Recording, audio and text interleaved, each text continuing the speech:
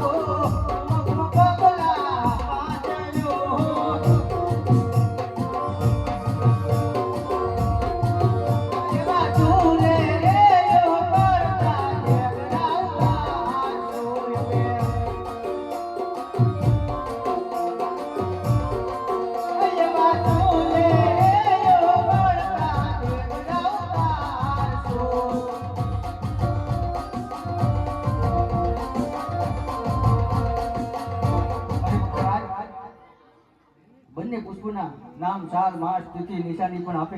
હવે કઈ કામ હોય તો કેવું ઉત્તરાયણ. અરે હા પ્રભુ, કહેવતમાં કીધું છે કે કૃષ્ણ કપટ કૃષ્ણ